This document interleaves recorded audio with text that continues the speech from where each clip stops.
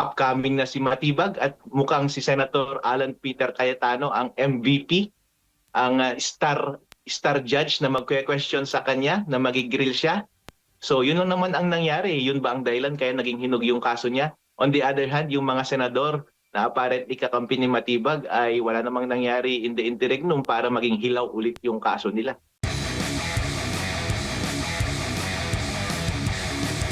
Yung timing, yun yung kine-question timing nung pahayag ng iyong kaibigan na NBI Director Matibag doon sa pagpapaimbestiga na naman, kasi parang naimbestigahan na ito dati, doon sa sinasabing mga issue doon sa 2019 SEA Games. Ano po masasabi niyo po rito, Attorney? Tapang talaga nitong si Matibag. Oh. Tama po, accurate po yung pagka-characterize ni Senator Alan Pia Cayetano, ay Senator Alan Peter Cayetano at Senator Pia Cayetano about sa motivasyon ni Matibag, bakit niya ginawa yung bagay na yon. As a matter of strategy po, kapag ikaw po ay isang abogado or ikaw ay isang witness, ill-advised po, maling-mali po na gawin mo, na intimidate mo yung judge or i-antagonize mo yung judge dahil sila po ang huhusga sa'yo. Darating po kasi ang panahon na kapag ikaw na ang isasalang dyan sa upuan, sila po ang masusunod dyan sa loob ng korte. Igigrill ka po dyan, lahat po ng tanong itatanong sa'yo at wala pong makapag-o-object kahit prosecution hindi mo-object yung mga question nila. Kaya kailangan mo pong magpakabait sa kanila.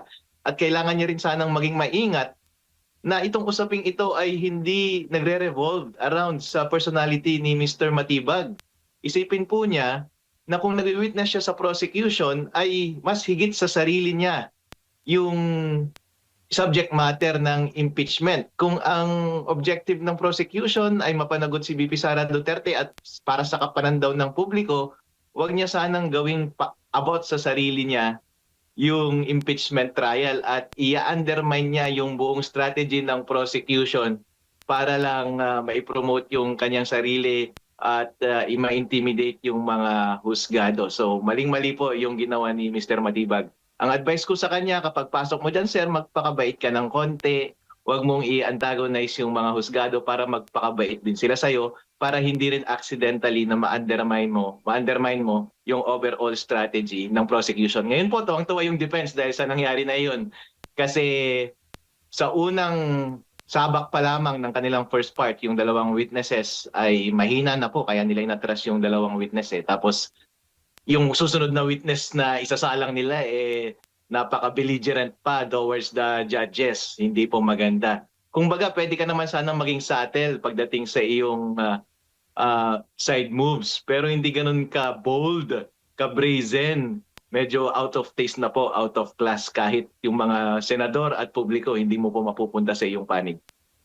Opo, tsaka yung nakasanayan din na kung magkakaroon ng investigasyon, na-point out din ito ni Senator Alan Peter Cayetano, na kung magkakaroon ng investigasyon, parang nakasanayan na isinasa publiko bago yung mismong pag-iimbestiga or yung gagawin nilang investigasyon. Kung di ako nagkakamali, parang meron yatang binuo din na task force na mag-iimbestiga or tututok po dito, attorney.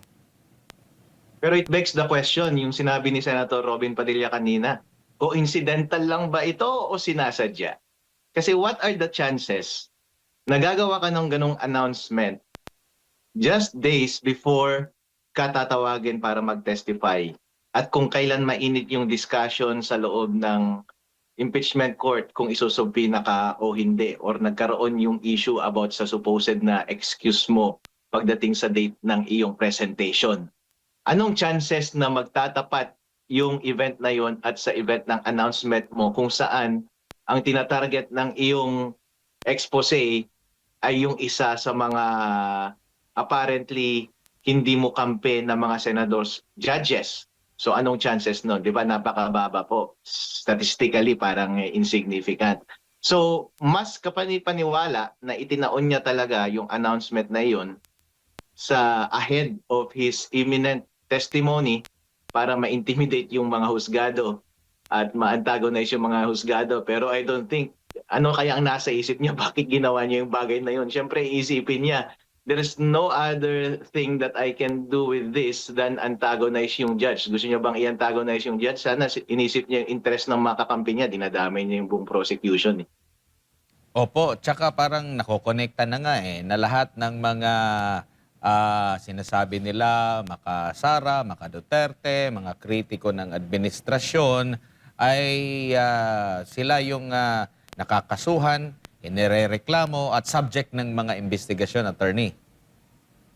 Tama po. Kaya nga naninervyos na si Senator Alan Pia Cayetano, si si Senator Alan Peter at saka si Pia Cayetano at saka si Robin Padilla kasi naubos na yung kanilang block eh. Kakatanggal lang ni Marcoleta, natanggal din yung dati nilang kakampi na sila Jinggoy. Tapos may kaso na rin silang lahat kahit yung mga nasa side nila dito sa impeachment trial na ito katulad nila Villar, sila Bongo, may kaso na rin eh. Tapos timing na timing yung pagkakaaresto sa kanila ahead of the impeachment, especially kay Senator Marcoleta just a day before, days before the impeachment court started. And ngayong merong threat sa kanilang side, sa side ng administrasyon, sa prosecution, sa side nila NBI Director Matibag, gusto nilang tanggalan ulit ng isa. Kasi po kung titignan natin yung trend, mukhang isusunod nila si Senator Alan Peter Cayetano. Magkakaroon ulit ng ombudsman case yan, diretso ulit sa Sandigan Bayan, plunder ulit yan, graft and corruption, non-bailable ulit. Oh. Iniisa-isa na nila yung mga senador. Ngayon nervyos na yan si Robin Padilla, Senator Bongo, at saka si Senator Pia Cayetano. Tsaka yung mga hinog na raw para sa kaso, biglang nagiging hilaw, attorney. Nagiging helaw kapag hindi mo kakampi. Pangalanan natin yung mga sila Cheese Escudero, sila Villanueva. Itong mga ito, in fact, alam ko sa puso nila, kampi nila si Vice President Sara Duterte. Kasi po nakita natin nung unang change ng leadership, kampi talaga sila sa sa majority noon sa first change. Kaso nga lang naipit lang sila nawalan ulit ng ebidensya wala namang nangyari between then and now. In the interregnum wala namang nangyari. So kapag nakikita nila na apparently nakakampi nila yung senador, walang atake tulad ng nila Senador Villanueva, Senator Cheese ngayon, sila Senator Villar, mukhang neutral sila doon sa impeachment trial. Although I can say na fair talaga sila. I like na they are doing fair. At in fact, yun ang hinihingi kong pabor sa lahat ng mga senador, maging fair kayo. Fair silang lahat.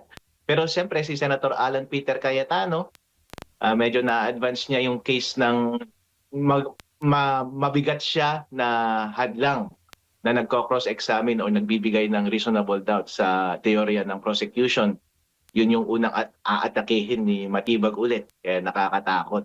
So siya, wala namang nangyari between then and now para suddenly maging hinog yung kaso niya except for the fact na upcoming na si Matibag at mukhang si Senator Alan Peter Cayetano ang MVP, ang star judge na magque-question sa kanya, na magigrill siya. So yun lang naman ang nangyari. Yun ba ang dahilan kaya naging hinog yung kaso niya? On the other hand, yung mga senador na apparently kakampi ni Matibag ay wala namang nangyari in the interregnum para maging hilaw ulit yung kaso nila. Opo, attorney, kanina rin, doon sa kasi unang nag-manifest si Senator Judge Robin Padilla at muli niyang ni-raise yung posibilidad na makalahok sina Senator Jinggoy Estrada at si Senador Rodante Marcoleta. Nabanggit din kanina ni Senator Alan Cayetano na malaki talaga yung epekto na wala si Senator Rodante Marcoleta lalo na sa usapin dito sa impeachment court bilang isang abogado rin. Sa tingin niyo po, gaano kahalaga sana kung andyan yung presensya ng abogado na si Senator Rodante Marcoleta kung pagbabatayan the way siya mag-handle ng pag-iimbestiga noong siya pa ay kongresista hanggang sa naging senador attorney?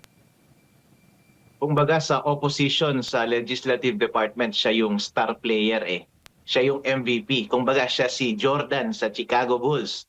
Nakita naman natin na proven yung star power ni Senator Rodante Marcoleta at ang kanyang pagiging effective bilang inquisitor dahil epektibo po yung kanyang inquisition na ginawa doon sa flood control scandal. Kaya nga po naging ganito kainit yung flood control issue dahil po napaka-epektibo niyang magtanong. Wala siyang hinaharang na witness, walang hinaharang na impormasyon. Lahat ng natural at reasonable na itanong ay tinatanong, walang tinatago at walang pinagtatakpan. Kaya gustong-gusto siya ng taong bayan. Siya po yung pinaka-transparent na senador. At yun din po ang inaasahan ng taong bayan na magiging performance niya sana dito sa impeachment trial. Walang tinatago, walang kinakatakutan. Direktang mga tanong at direktang mga sagot ang kanyang mga makukuha. Ibig sabihin po, mapapadali niya ang proseso, mas maiintindihan ng taong bayan kung gaano siya kaepektibo doon sa investigasyon ng flood control project. Ganon din sana siya kaepektibo bilang husgado dito sa impeachment trial.